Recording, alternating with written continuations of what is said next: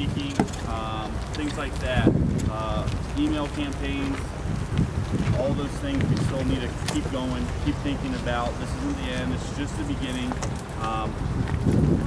Definitely I welcome any input from anybody, any ideas you have, bring them to us, let's get them out there. And once again, thanks everybody for coming out. So some of y'all may know me, some of y'all may not know me. I'm Nathan Cox. I'm down in the Richmond, Virginia area. I came up here last night for this demonstration. I founded Virginia Cop Block in early 2012. After I got out of the Army in 2009, I realized that there is a big problem with the police state and a big problem with a lack of accountability and transparency overall. So that's why I launched the state chapter. And last year, 2014, we really blew up in growth, which is why Northern Virginia Cop Block launched their chapter and a bunch of other subsequent smaller chapters as well, Shenandoah, Hampton Roads, so on and so forth. Like Mike said, I am very, very appreciative and grateful for everybody who came out here today, including the media, considering how cold it is. Justice is important, and if we don't hold our public servants accountable, things will continue to just run on a tyrannical type of basis. So information, a free flow of information is important, transparency is critical, and accountability is critical. In my opinion, after John Geer had his hands raised for at least 30 minutes, his arms, I'm sure, naturally got tired and they started to lower. And at that point, from my understanding, when his arms were about right here, according to a few witnesses, that's when the police employee Torres, for some reason, felt compelled to shoot him. Even though he was unarmed, and you know, his hands were visible. So I'm not cool with that, and obviously y'all aren't cool with that either. And we're out here today because the lack of a legitimate investigation. I personally am not cool with the police investigating themselves. I think that's a huge conflict of interest. It seems like most of the times when they investigate themselves, they usually are in the clear of any wrongdoing. And I have a very hard time believing that. So we're out here today to demand an independent investigation, no conflict of interest investigation, more information. What'd you say, Mike, that the only reason why we're getting some of this information now is because of the civil suit? Yeah, I mean, they haven't voluntarily released anything, basically. Judges ordered them to release just basic information, so there's no step forward for transparency so far in this case. Being ordered to do something is not transparency. That is the absolute opposite, that it took a court to get them to tell us just the simple name of who shot this man 17 months later, and that's the point we're at. And the border supervisors are, just as responsible, not necessarily as the shooter, but it's the border supervisors who rule over Fairfax County and who hired, from my understanding, the chief of police. What was it that the border supervisor woman said the other day? Yeah, basically Sharon Bulova is going to tell everyone, a lot of people are just now hearing about this, so they haven't seen the fact that she's part of the stonewalling. She's part of the effort to lawyer up and to protect themselves because they haven't been transparent, and she's acting like she's for the same thing you are. She's just as shocked about the delay, the time it's taken, and she wants to do something to change it, where in 2012 we saw she voted not to do something to change it, and she was rejecting the civilian oversight panel. So don't just let her have her few minutes on the news and tell everybody that she's for the same thing you are. She needs to be held accountable too, and she needs to answer for her dishonesty in the past. So keep that in mind, guys.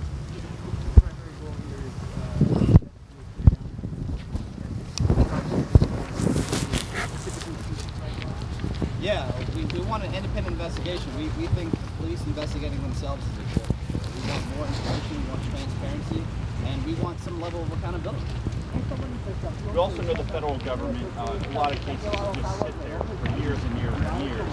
So, I mean, that's not the solution to this either. Them investigating it is not going to make sense. So, when this investigation goes forward, if it comes out that the police are done with it may or may not satisfy me. It depends on what kind of information comes out. I have a number of issues with the grand jury process myself.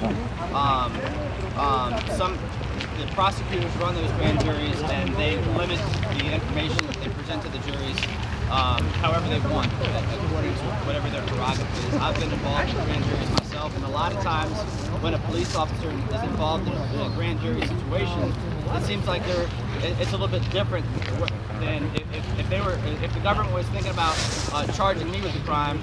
They typically wouldn't have me testify to a grand jury, whereas when cops are in a situation where they're involved in the grand jury, for some reason they have these special privileges where they get to share their story and stuff like that. So they just seem to have a lot of extra special privileges and rights because they wear a badge and costume, and that doesn't seem right. So, this says citizen or oversight. Explain a little bit about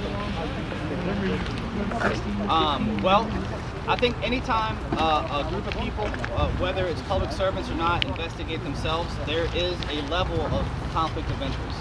So we simply want, and I think it's reasonable and common sense to ask for an independent investigation where there is no actual conflict of interest. The conflict of interest could even carry over to like if the Fairfax County Board of Supervisors wanted to investigate it themselves. I think there would still be a level of conflict of interest there. We want people who are not associated with law enforcement to investigate situations like this. That way it mitigates corruption, it mitigates lack of transparency, and it mitigates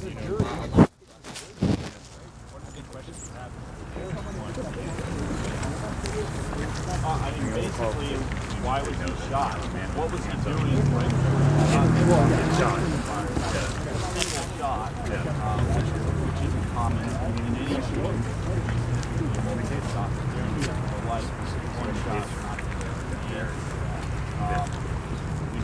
was he going to be charged with any crime? Had he committed any crime up to that point? Why did he have to shoot?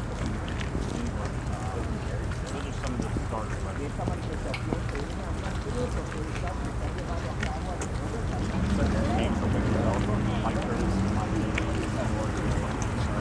Nathan Cox, Nathan-C-O-X.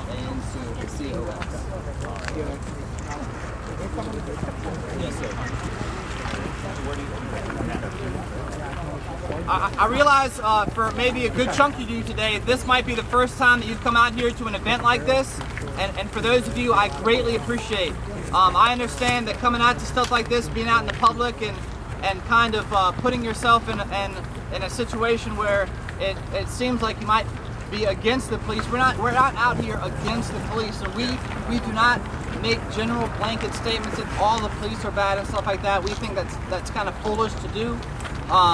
We are about peace and transparency and accountability, and we want to have intellectual, meaningful conversation with people, educational conversation with people, whether they're in uniform or not.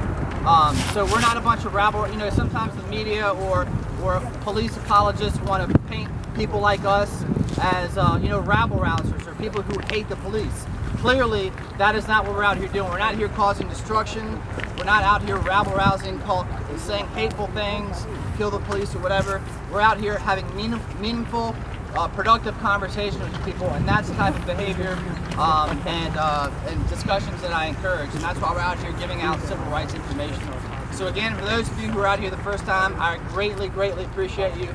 This is not going to be the first thing that we're going to be doing for John Geer. We want to use this momentum and continue to carry it forward and hopefully get some sort of justice. So thanks again. I don't think the pizza's here yet, but the pizza we ordered should be here very soon. Thank you. It'll keep it all hot.